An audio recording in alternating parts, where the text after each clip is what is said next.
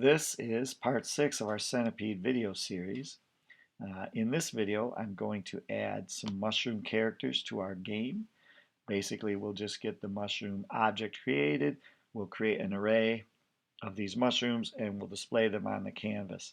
We won't have any collisions or anything like that in place yet, but we're setting the stage for including these mushrooms in our in our gameplay. So you can see I made a note here that I'm going to add mushroom.js, and then right here in line 25 of my index file, I included that file. So let's go ahead and start creating the mushroom object. You can see I have a blank JavaScript file here with my comments written in already, and we'll go ahead and we'll create this mushroom object. I'm actually going to implement this slightly differently than I did our other characters in our game because the mushrooms aren't doing as much as the other characters. But we do need a mushroom object definition. So let's make a constructor called mushroom. We'll receive an x coordinate, a y coordinate, a size, and a color value. These mushrooms are going to be different shades of gray throughout the gameplay, and so I really just need one value because we're going to set the red, the green, the blue all to the same value. So there's our brackets for the constructor, and then let's set the properties. We already know what they are. This dot x is x. This dot y is y. This dot size will be size. And this dot C will be C. So we've set our properties, and we're just going to have one method, and that is these mushrooms are going to know how to show themselves.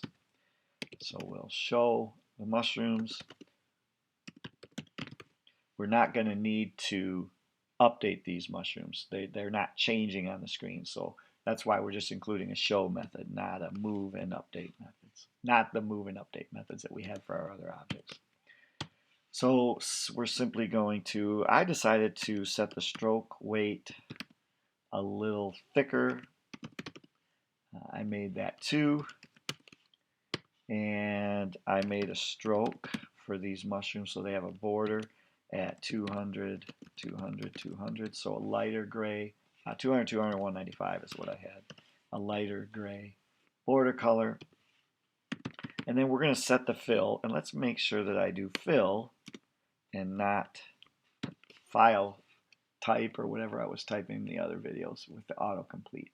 So essentially what we're going to do, I don't want these mushrooms to be black because I want them showing on the screen. So I'm going to set the minimum at 20 and then add on whatever color value was sent to the constructor. So it's going to be 20 plus this dot C, 20 plus this dot C.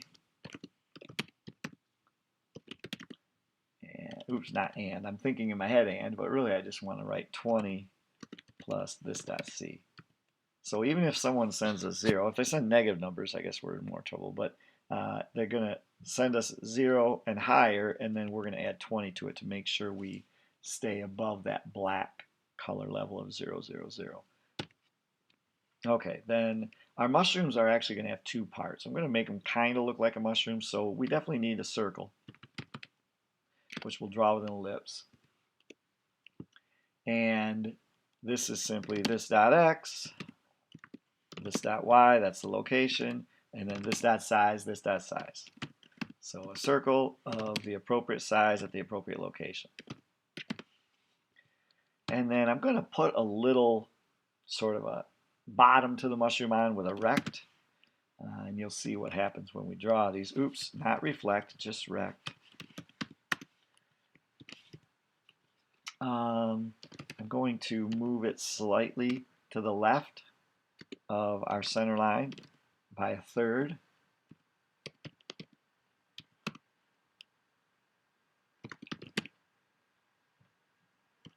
And then I'm going to move it up slightly from our center line, actually down by this dot size over 2. I just sort of played with these values until it looked reasonable. So if you want to adjust this, you can. And then I want to make this twice the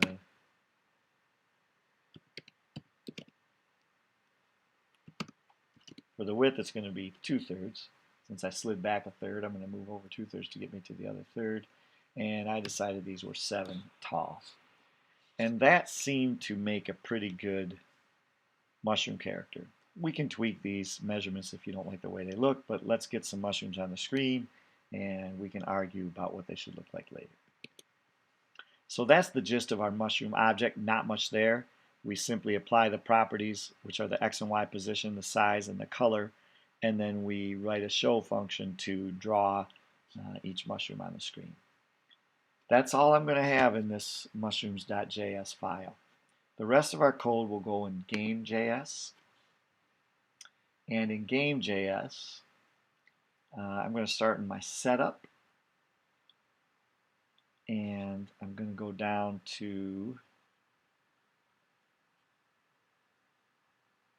where we've created our bullets, our centipede, and our player. And I'm going to call a function called spawn mushrooms. Now I haven't written spawn mushrooms yet, so I'll have to scoot down and create that function. But essentially what spawn mushrooms is going to do is create an array of mushrooms and then display them on the canvas. To do that, I'm going to need to have a global mushrooms array. So I'm going to put that up here with my other global values. I just know it's going to be an array, so I'll set it as an empty array right now. So I set up my mushrooms array. I've invented this spawn mushrooms function that I haven't written yet. So we need to write that, and we'll write it down here. This is just going to be a function of gameplay rather than a method of some object that we create.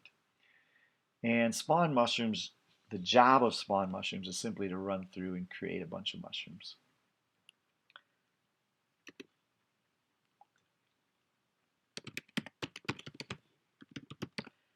So we're going to call that function. It doesn't need any parameters. It's just going to make some mushrooms. First of all, when we spawn mushrooms, we want to make sure that our array is empty. So the first time we call it, it's obviously empty. But if we call it later in the gameplay, we want to clear out the old mushrooms. And then what I decided was I wanted to always start with 15 mushrooms. We can set a value for this later if we want, but for the purposes of this video, let's start with 15 mushrooms. So I'll let m equal 0. I'll run m less than 15 and m plus plus. And we're just going to run through this and create a bunch of mushrooms. So we need a few values to get these mushrooms set up. First of all, we need a random location. So I'm going to let x equal a random value. And that random value is going to be between some x coordinates on the screen. So essentially I want it to be between half of the centipede size, so the mushroom doesn't end half off the screen, and then on the other end I want it to come just short of the width, so subtract off centipede size over 2 on that end. So that'll be a random x value, and then in a similar way we'll let y equal a random value.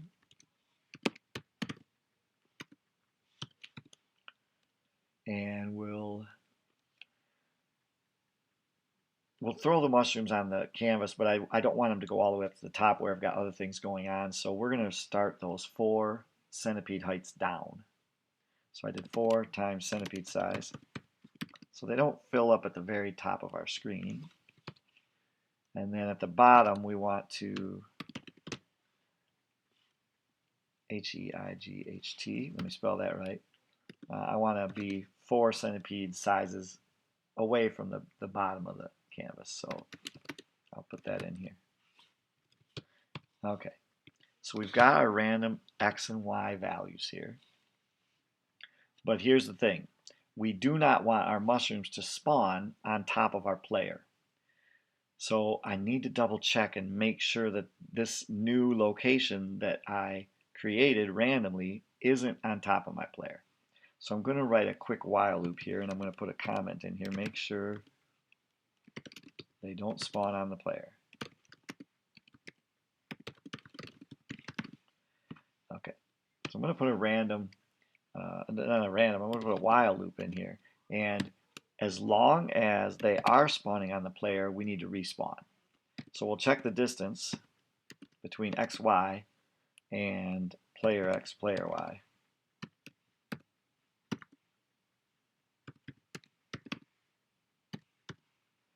And as long as that, oh goodness, I see I got dispatch event in there. Let me scoot this up first of all so you can see it.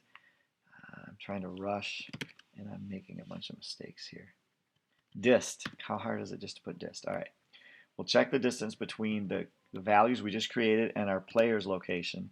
And we want to make sure that if it's less than each radius added together, that we respawn. So if it's less than player size over 2,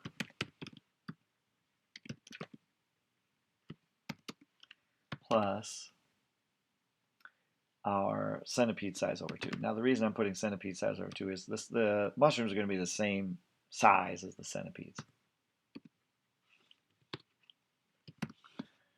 Okay, so as long as that's true, we're going to respawn. And because I'm lazy, I'm just going to grab these 2 lines and copy them and paste them down here. I'll get rid of the lets because we've already defined those variables. We're just going to reassign them. So we'll recalculate and check again to make sure that they're within the range.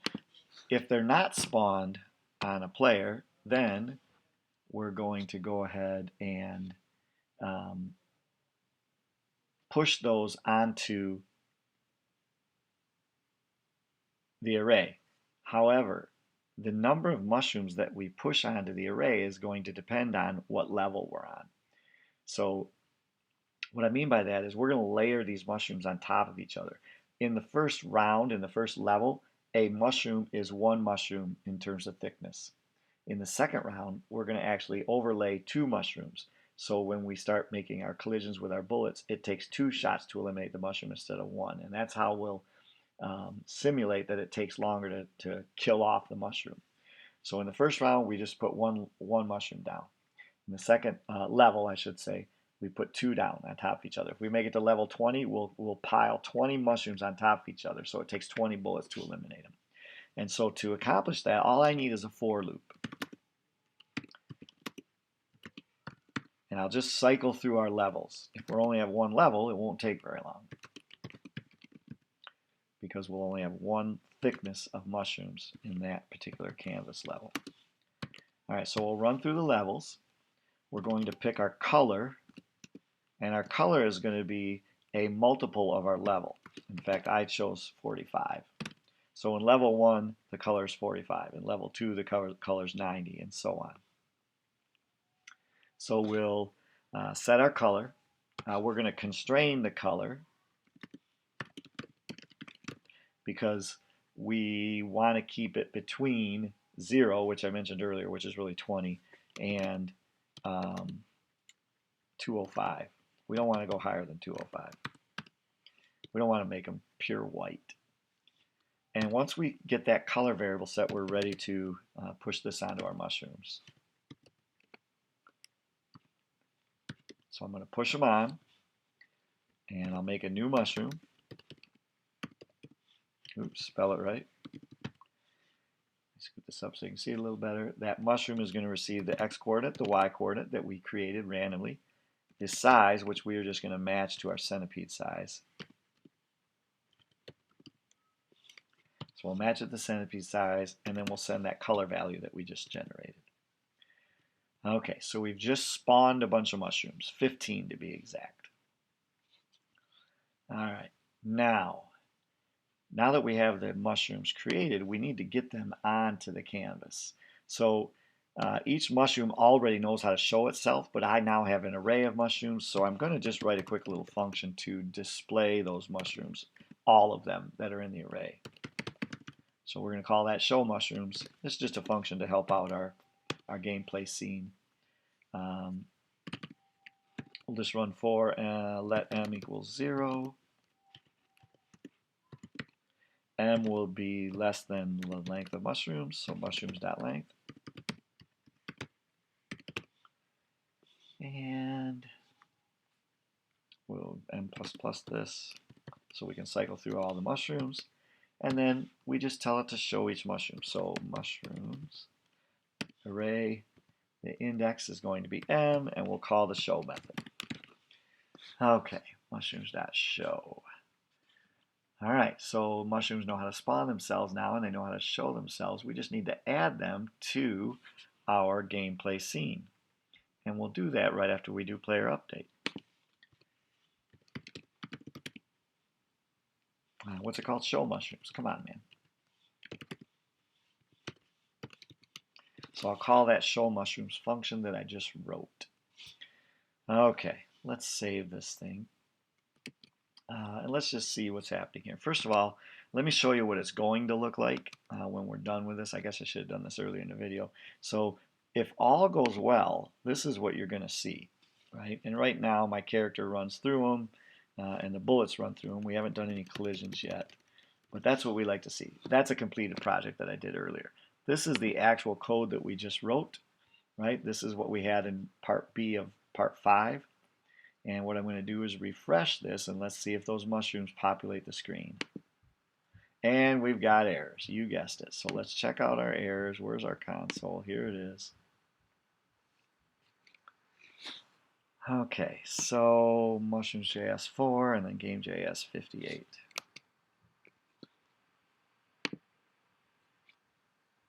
Ooh, I need a comma. See it right there? XY comma. All right, we'll save that.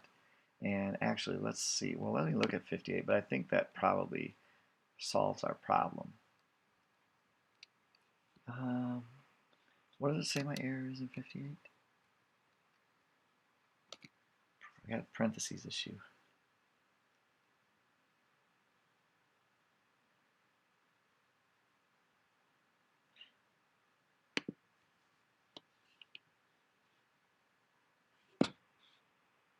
Comma. Yep. 2 commas I missed. Alright, let's refresh this and see what happens. Still errors. Still need my console.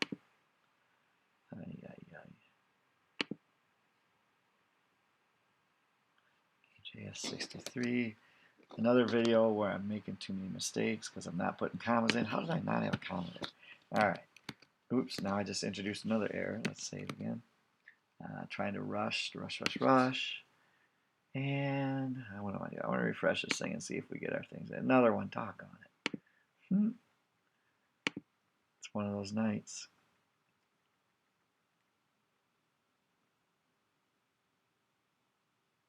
Did I spell centipede size wrong? Okay, it says it can't find variable centipede size. Did I spell it wrong? No. Do I have that as a global? I must have that as a global. Oh, look. Centipede size is this guy. I did not write it in capital letters, so that's my bad. Alright, so goodness gracious, I got to change all these. Those are my constants that I set earlier. For some reason I was thinking they were lowercase, but they're not lowercase, or camel case. They are all caps because they're constants. And now you're watching me just fix my silly mistakes here. Do I have this anywhere else in the game? I hope I don't.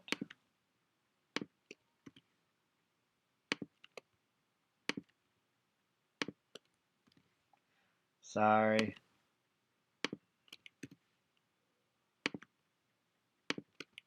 Okay, my apologies for that huge error. Now let's see if we can get this thing going. Nope. Oh man. I'm literally reading the code. Oops. I'm literally reading the code right off the, that's not it. Right off the screen here, and I'm just typing it terribly. There's another one, line 70. Oh yeah, there it is. Bad form. Bad form. Alright, one more time on the refresh. Come on, baby. This is I'm going for Comedy of the Year at the Oscars. Spelled mushrooms wrong. It corrected itself on me. I think I had this written right the first time. New mushroom, please. All right, let's save this and get this thing over with. There we go. And we're still crashing. I did way too much typing without checking all this thing. Can't find variable show mushrooms. What line is it in? 95?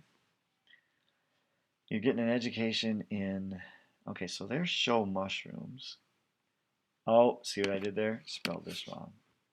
Let's show mushrooms. All right. Oh my goodness. There they are. Okay. So those are very green. I think I'm going to start them out as green and then shift them to gray. Is that what I'm going to try and do? I don't know. I don't think I want that green in there. Mushrooms need a more of a gray color. So I've got obviously a bad version of this. Where are we at here? In mushrooms. You know where I had that 195 there? I think I really want that to be a 200. No. How did this happen? This.c, this.c, this.c. Did I give it a weird... Those should be gray, not green.